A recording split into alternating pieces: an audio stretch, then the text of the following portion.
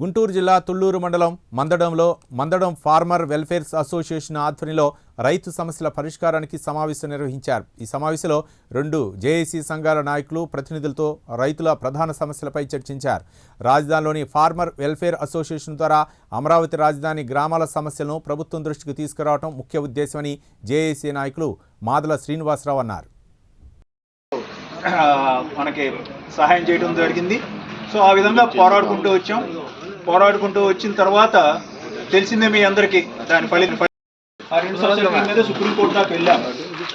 తర్వాత ఈ సమస్య వచ్చినప్పుడు ఏం చేద్దామనంటే నాయకులు ఇచ్చిన మన ఆలోచన ఏంటంటే మీరు ప్రతి గ్రామానికి ఒక వెల్ఫేర్ అసోసియేషన్ అని చెప్పి పెట్టుకోండి. ఆ వెల్ఫేర్ అసోసియేషన్స్ ద్వారా ఈ R5 జోన్ని పోరాడదాము అని చెప్పి వాళ్ళు ఒక సలహా ఇచ్చారు. అప్పుడు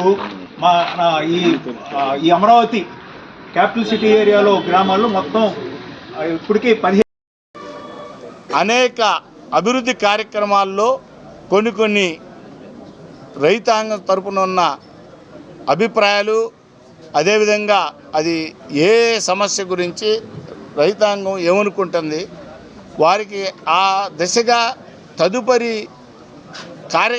కార్యక్రమం చేసే ముందు CRDA దీన్ని విస్తృతంగా చర్చించి రైతాంగం మెజారిటీ ఆమోదం తీసుకొని ఆ మార్పులను కూడా ఈ నిర్మాణ నిబంధనల్లో చేకూర్చాలని 3వ డిమాండ్ చేస్తుంది.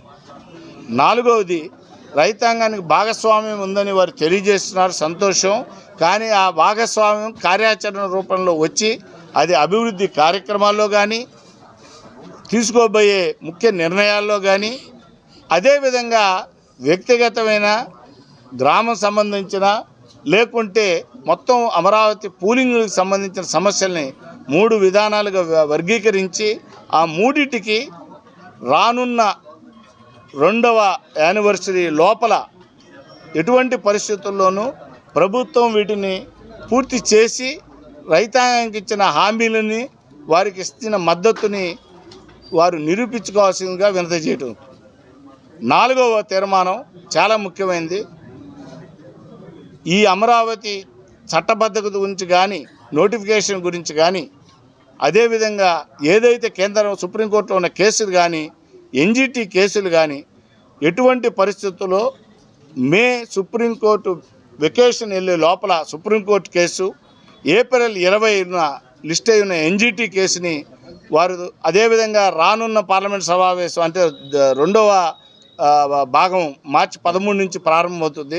ఆ సమావేశం అయిపోయే లోపల రాజధాని నోటిఫికేషన్ కూడా పూర్తి చేసే విధంగా ప్రభుత్వం ప్రయత్నించాలని, దానికి మా జేఏసీ ఇతర రైతాంగం తరపు నుంచి కూడా పూర్తి సహకారం ఉంటుందని, వారు దీన్ని చాలా ప్రాధాన్యతగా తీసుకొని చేయాలని కూడా డిమాండ్ చేయటం అవుతుంది. అదేవిధంగా రైతాంగం అందరి తరపున మరి మాకు వ్యక్తిగతంగా కానీ సంస్థ తరపున కానీ సంబంధం లేకుండా మరి గన్నవరం ఎయిర్పోర్టు రైతులు వారి సమస్య గురించి అనేక మంది వారు వచ్చారు. మేము వారికి ఏ విధమైన మోరల్ సపోర్ట్ ఇవ్వగలం కానీ ఆ పరిష్కారంలో కూడా అసలు వారికి మాకు ఉన్న ఈ యొక్క మెలుగును కూడా విడదీయాలని కోరుతున్నాం. ఎందుకంటే వారికి అక్కడే ఇస్తే అది వారి ఇష్టం, ఎక్కడ ఇస్తున్నారంటే ఎక్కడ ఇస్తున్నారో తెలియజేయటం కూడా మాకు రైతులకు బాధ్యత ఉంది.